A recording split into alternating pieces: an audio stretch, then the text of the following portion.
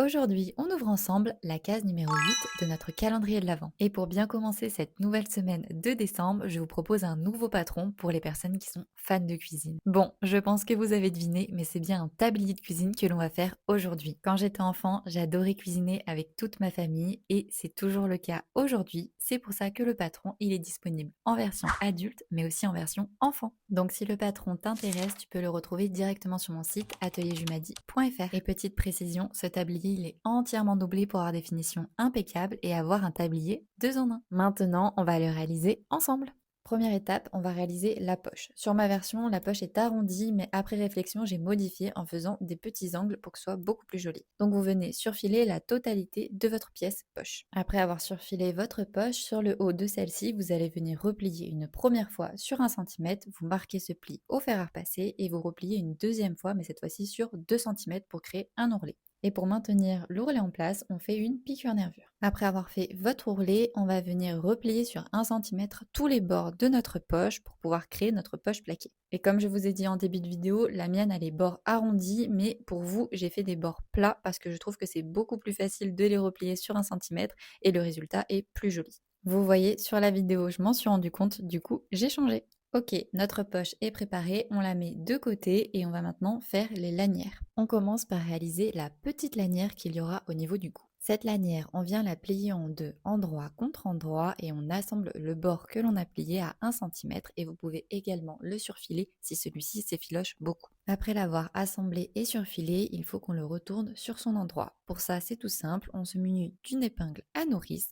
on vient piquer notre épingle à nourrice sur le haut de notre pièce en faisant ressortir celle-ci au milieu et après on plonge notre épingle à nourrice à l'intérieur du tube pour la faire ressortir de l'autre côté. Il ne restera plus qu'à tirer sur notre tube pour qu'il repasse sur son endroit. Après avoir passé la lanière sur son endroit, on vient mettre un bon coup de fer pour qu'elle soit bien plate. Et on réalise deux coutures sur les deux bords de notre lanière à 0,5 cm.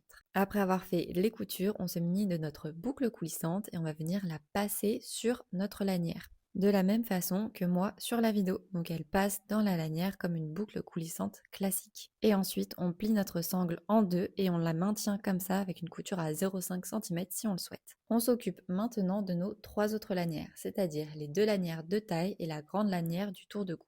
Pour ces trois lanières, nous allons faire exactement la même chose, c'est-à-dire on prend notre lanière, on vient la plier en deux, endroit contre endroit, et on vient assembler le long bord à 1 cm, mais également une des extrémités. Attention à bien laisser une des deux extrémités ouvertes pour pouvoir retourner notre lanière sur l'endroit. Et pareil, si votre tissu s'effiloche, vous pouvez surfiler.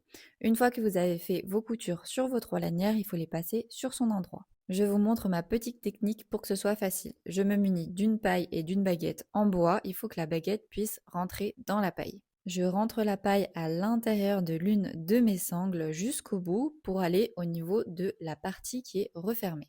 Et je plante ma baguette en bois dans ma paille pour que ça vienne fixer le tissu et que ce soit beaucoup plus facile pour retourner. Après, je pousse sur ma baguette jusqu'à bien retourner la totalité de ma pièce. Une fois que l'extrémité ressort du tube, vous n'avez plus qu'à tirer. Vous faites ça sur vos trois pièces et vous passez un bon coup de fer pour les mettre bien à plat. Vos lanières sont assemblées et repassées sur leur endroit. Comme pour la petite lanière, on va venir faire une couture tout autour de la lanière à 0,5 cm du bord. Et bien sûr, on fait ça sur nos trois lanières. Ok, toutes nos lanières sont prêtes, on peut les mettre de côté avant de les installer sur notre tablier. On vient d'abord assembler la poche sur notre tablier tissu. Pour ça, c'est assez simple. En fonction des marquages qu'il y a sur le patron, vous venez placer votre poche au milieu de votre pièce tablier tissu et vous l'assemblez avec une couture à 0,5 cm du bord sur la totalité du contour de votre poche, à part le haut bien sûr. Et si vous le souhaitez, vous pouvez faire une double couture, donc une première à 0,5 cm et une seconde, mais cette fois-ci nervure. Maintenant que la poche est bien installée sur le tablier, vous pouvez choisir de la compartimenter. Moi, j'aime bien faire une couture au milieu pour avoir deux poches. Donc je fais une couture droite au milieu de ma pièce pour créer deux compartiments.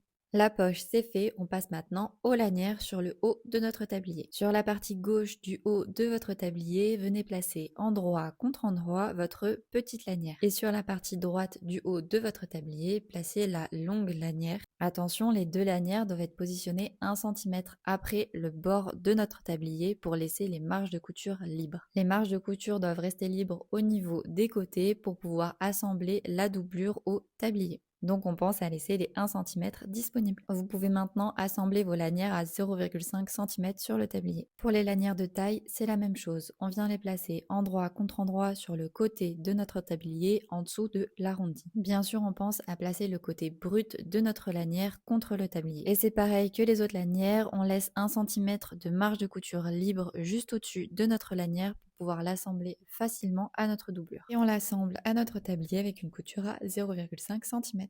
Vous faites exactement la même chose de l'autre côté de votre tablier avec votre deuxième lanière de taille.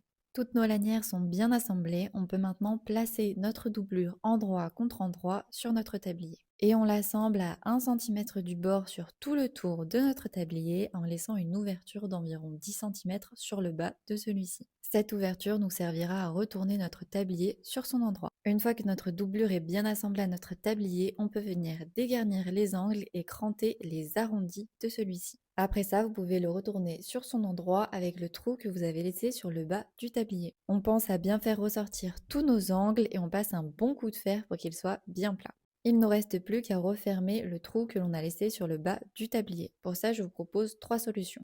Première solution, réaliser une couture invisible à la main pour venir refermer le trou. Et les deux autres solutions sont à la machine, donc faire une couture uniquement sur le bas à 0,5 cm. Et la deuxième solution, faire une couture à 0,5 cm mais sur la totalité du tablier pour créer une couture décorative. Votre tablier est terminé, il ne vous reste plus qu'à passer votre longue lanière dans votre boucle coulissante qui se situe sur votre petite lanière.